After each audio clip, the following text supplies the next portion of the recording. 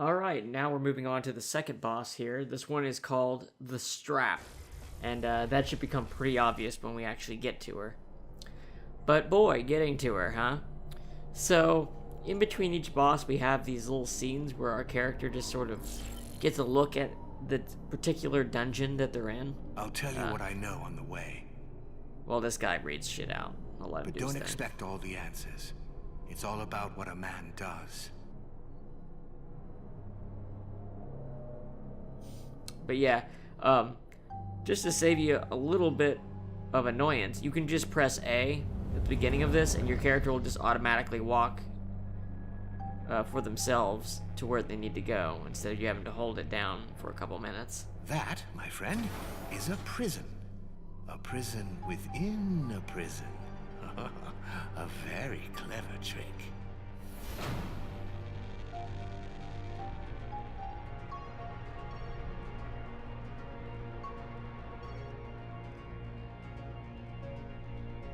You and the prisoner have a lot in common. She turned up one day, destroyed everything in her wake, and then, bam! She got caged. I do like where they start to set up a little bit of mystery about who your character is by how they relate to the other characters that you're coming to fight. There's not really a big story going on in this game, but they're taking the time to build things up, and I can appreciate that. If you don't like this kind of stuff, this walking and all that, after you beat the game, there is a boss rush mode, so you don't have to go through it again. Get out, and you couldn't hear her scream.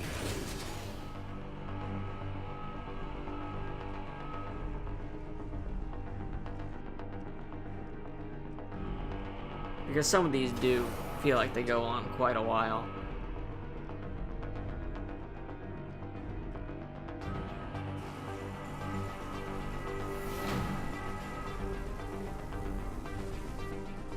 She tried to tear through those walls so many times, but they just kept growing back around her. It drove her completely insane. Enraged, she will hunt anything and rip it to pieces. Now that's some jailer, right? But you and me, I do like how, we know that being locked up fucks you up inside. We know that so well, don't we? That's why we did what we did. That's why we're getting out.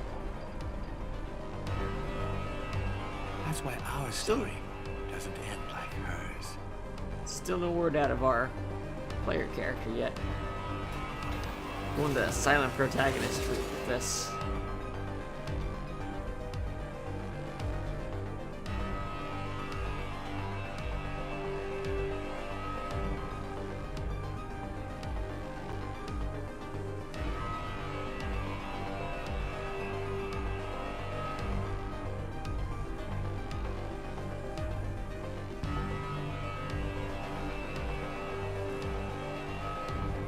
Right. You're probably starting to get an idea what's going to happen in this boss fight, just from looking at what we're in.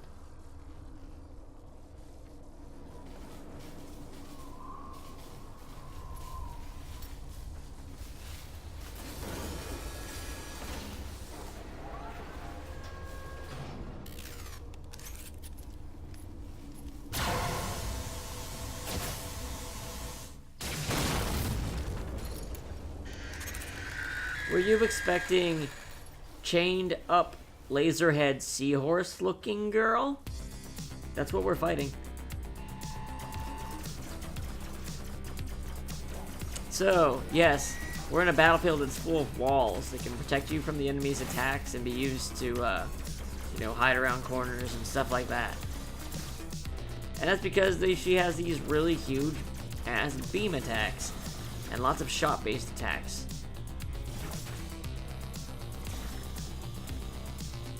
You gotta use the environment to block the attacks and then come in for the hit.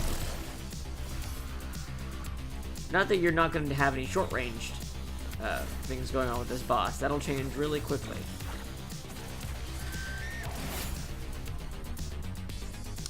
just remember that when you're going from the long to short range mode, it's still in the same life bar. So you don't recover your health that way. It's only after you beat both of them. And that can be that can be what makes it tough for some of these bosses. Some of them have very tough, long range phases, and you have almost no health ready in order to learn the patterns for the short range. And well, you're just gonna have to get good.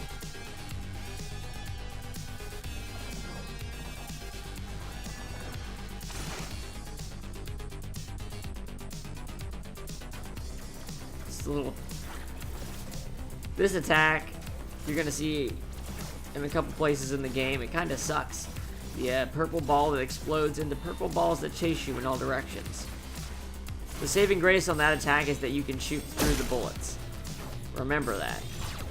It'll save you from some damage in a couple fights.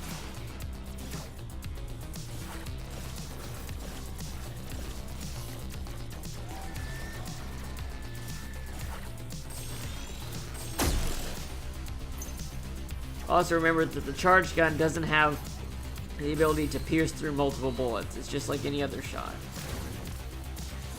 You can also charge up your X to go your dash button to go much farther.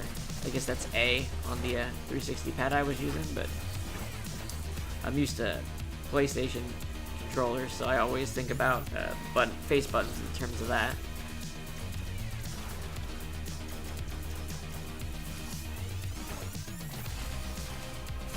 As you can see, it's mostly just about dodging the first barrage, then dashing through the destroyable shots, getting your close range hits in.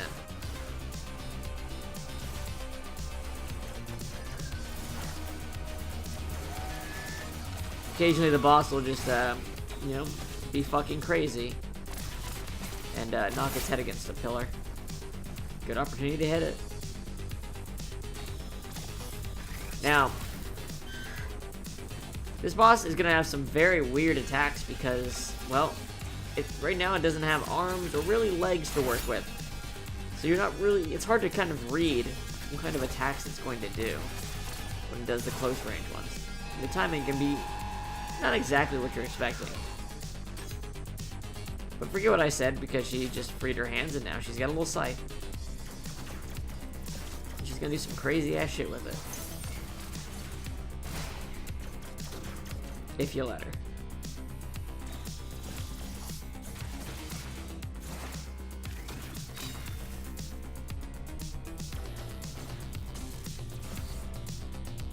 Now that powered up shot, you can deflect that with a perfect parry and knock it back into her for good damage. So, do it. You can parry any regular type of shot. Basically the just monocolored bullets, basically. It's just that it's not always useful to do that. There's usually a better method to damage. But there's a couple bosses where it's definitely worth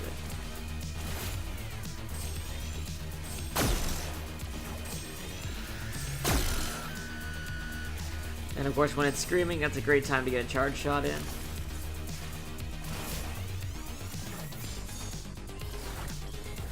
Yep, there's a perfect counter for you. A little neck slice. Yeah, as you can see, the attacks are coming from very weird directions. I found in this game that using sound, like the distance between the sound cues and the combos, is the best way to know when to guard, rather than relying on visuals. And this will help a lot in the third boss. The third boss has got some combos that'll really fuck you up if you try to do it visually.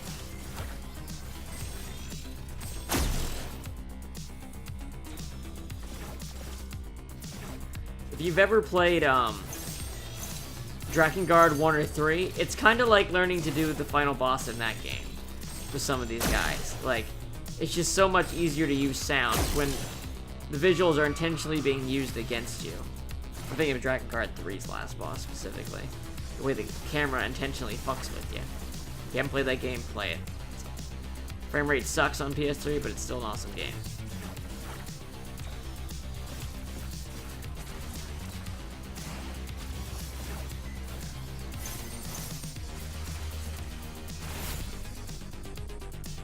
Alright, and as you can see, this boss has got less health bars.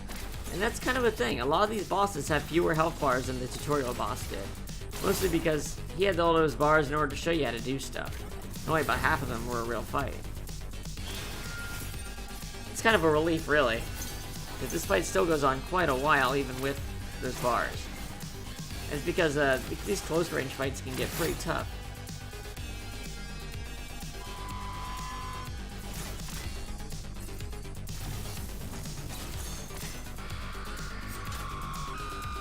And now we got the legs. So now it's fighting for real. And this is where you get a cool little find the boss section. You have to pretty much wander around till you find the boss. I think I'd prefer this section if the boss could attack you while you're looking for it without getting detected. You know, if there's like just an off-screen laser shot, that'd be pretty cool.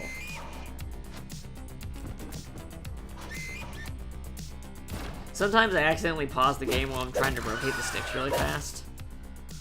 I try to cut it so it's not noticeable, but I do it a couple times. Just because I'm getting so rigorous between the left and right on there. Now she's shooting a lot of these. Now they're coming from all directions. You can see how much of a pain in the ass they can actually be. At least you got walls here to absorb a lot of them.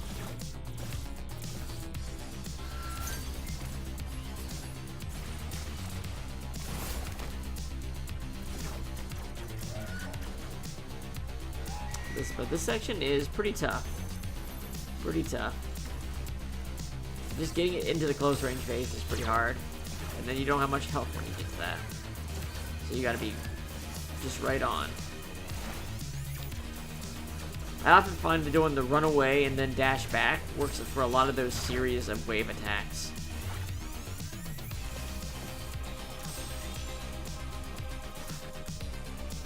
There's something that one of the later bosses does where you absolutely do need to do that technique. And here you go. This is what happens when you lose a round. Boss gets their health back and you lose one of your retries. And then it's just like you just entered the phase.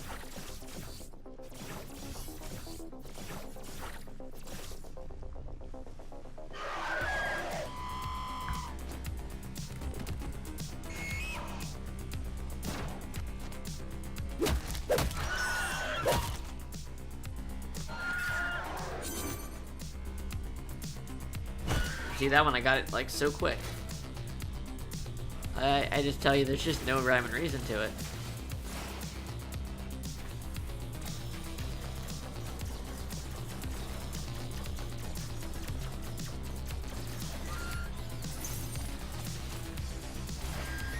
The walls can sometimes stop your combo, which can be kind of annoying, especially when you have these things chasing you and hurting you.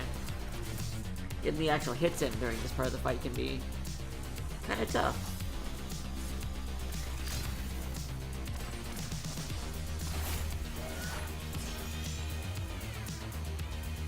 Here you see I'm cutting it pretty close.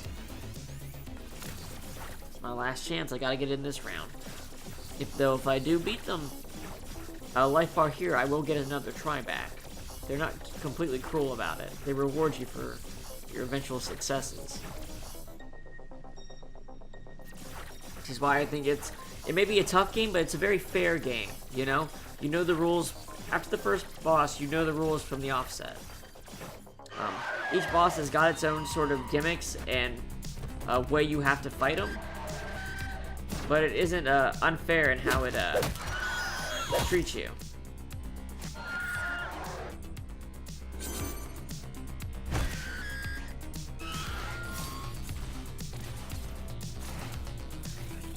Though I won't lie, sometimes I get really pissed and want to really break something while playing this.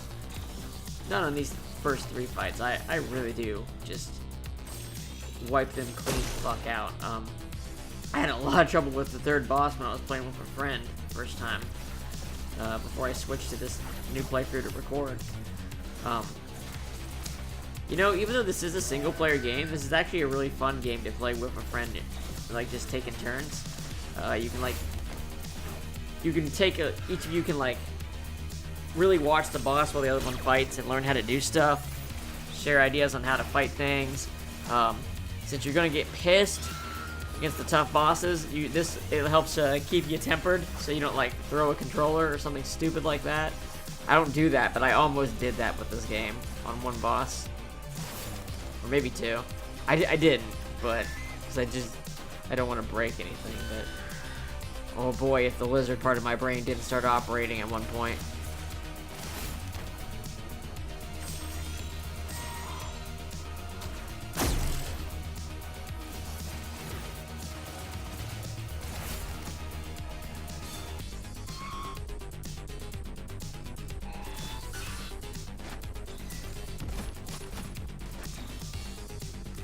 Ouch.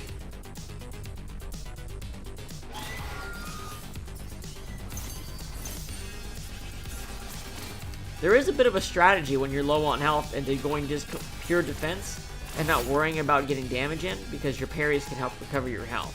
And if you know the easiest attacks to parry, you can just work on dodging the rest and parrying those to get a little bit of health back to learn the patterns. There's nothing worse than getting into the close range fight and getting knocked out by attack you didn't get to learn anything about, because it happened too quick. That's where you get the real frustration in this game, is in those kind of cases. So yeah, she's spazzing out.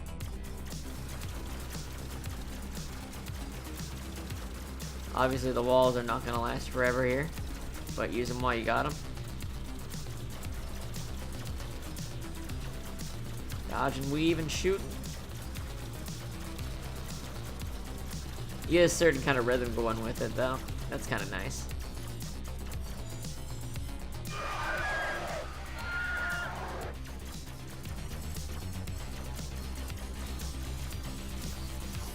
Now you gotta go. Yep, you can fall off and get damaged. And enemies can knock you off for a lot of damage, so be careful of that. But basically you're just going back and forth between the laser, which is thick enough that it can actually be a bit hard to get the dash timed perfect. And holding for the extended dash can be hard. And now you just gotta hit the boss to finish it off after this second area. Basically you just go a little bit to the left, a little bit to the right, and you'll be fine. I think you can even walk to dodge it, honestly. It gives you enough time. But just wait for that gold to run out. Dodge for you gotta dash forward and get that hit in. If you can get the hit in, you can get her.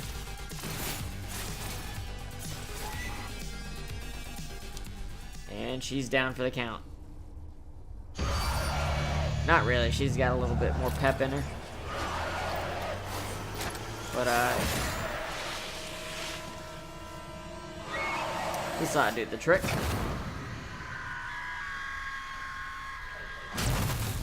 Screeching intensifies.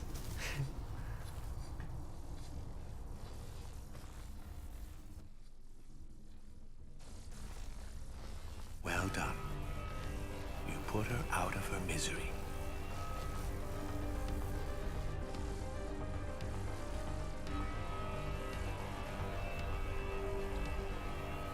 She crashed Now through it's one day, time. frantically searching for something. Forgot he gives you a little story about these ones They after you couldn't beat make them. sense of her. She was so wild. Or at So least they put her something. in a cage. Then you came along and they did even worse. Way worse. It all went so wrong. But we are going to make things right again. Together. Alright. Time to do it.